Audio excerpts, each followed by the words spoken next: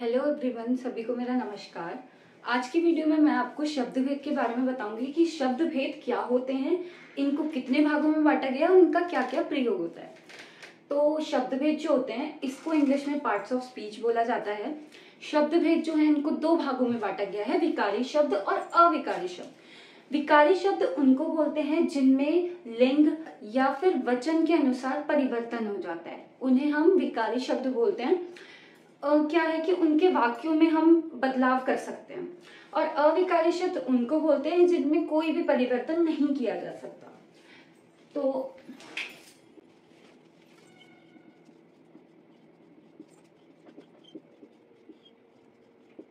विकारी शब्द और अविकारी शब्द। अब जो विकारी शब्द हैं इनके भी चार भेद हैं।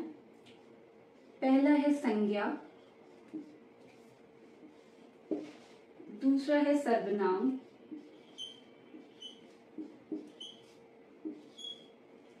तीसरा है विशेषण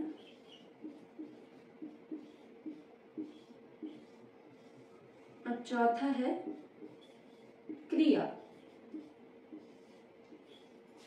ठीक है, इसमें क्या है, चार भाग हैं। पहला है संज्ञा, सर्वनाम, विशेषण और क्रिया।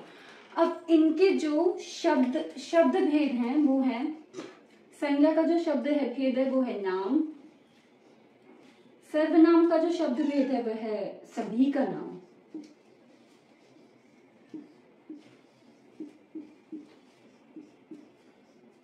विशेषण का जो शब्द भेद है वो है विशेषता,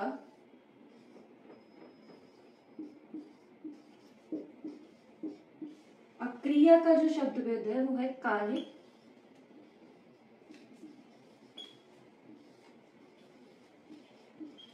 करना।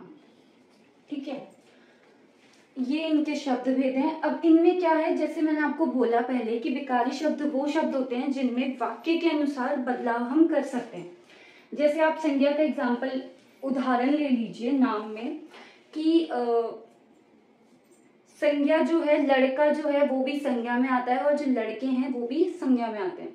तो इनमें क्या है, दोनों में अंतर है, लड़का और लड़के। ठीक है, लड़का मतलब एक लड़का। अब हम उसमें उस वाक्य में हम एक लड़के के बारे में बताएंगे, और जहाँ पे लड़कों की बात है वहां पे उस वाक्य में हम सभी लड़कों के बारे में बताएंगे। ठीक है, तो ये है कि इसमें वाक्य के अनुसार इन दोनों वाक्यों में बदलाव हो सकता है। ठीक है, सर्वनाम में जैसे अब आएगा मैं जो है वो भी सर्वनाम है और मुझे जो है वो भी सर्वनाम है। ठीक है, बट मैं क्या है, इसमें दोनों में मेरे बारे में बात हो रही है। ठीक है, बट उसमें क्या है, मैं अगर वाला जो शब्द है उसमें वाक्य जो होगा वो दूसरा होगा, और जो मुझे वाला शब्द है उसमें वाक्य जो होगा वो दूसरा होगा। ठीक है, विशेषण। अब आप विशेषण का उदाहरण ले लीजिए, जैसे कि अच्छा और अच्छे या अच्छी। ठीक है, अब अच्छा में क्या होगा, मोहन एक अच्छा लड़का है। ठीक है, और अच्छी में क्या होगा, सीता एक अच्छी लड़की है। दोनों में क्या है, दोनों में किसी मतलब मोहन की और सीता की विशेषताओं के बारे में बताया जा रहा है, बट जो दोनों वाक्य हैं वो अलग हैं। ठीक है, ऐसी है क्रिया में क्या है, किसी कार्य को करने को हम क्रिया कहते हैं। ठीक है, अब इसमें आप ले लीजिए करूंगा या करूंगी या फिर करूंगा। ठीक है, जैसे करूंगा का एग्जाम्पल हो गया कि मैं यह कार्य करूंगा। ठीक है, इसमें क्या हो रहा है, उसके कार्य के करने के बारे में बात हुई जा रही है। और इसमें दूसरा वाक्य जो है करूंगी, उसमें क्या है, मैं यह कार्य करूंगी या सीता यह कार्य करेगी, मुझे यह कार्य करना है। ठीक है, इसमें क्या है, ये भी वाक्य में बदलाव हो रहा है और इसमें भी क्या, किसी के कार्य के करने के बारे में बात हुई जा रही है। अब मैं आपको अविकारी शब्दों के बारे में बताऊंगी। अविकारी शब्द वो होते हैं जिनमें वाक्यों में लिंग, वचन या काल के अनुसार कोई परिवर्तन नहीं किया जा सकता।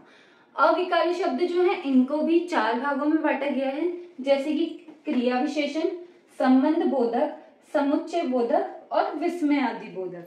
इन चार भागों में बांटा गया है और इसमें इनके वाक्यों में कोई परिवर्तन नहीं किया जा सकता। जैसे कि उदाहरण के लिए राम खाना खाता है। ठीक है, और दूसरा है सीता खाना खाती है। इसमें क्या है, लिंग के अनुसार हमने किया है, जैसे कि राम और सीता, और इन वाक्यों में कोई परिवर्तन नहीं किया जा सकता। दूसरा है लड़के तेज दौड़ते हैं और लड़का तेज दौड़ता है।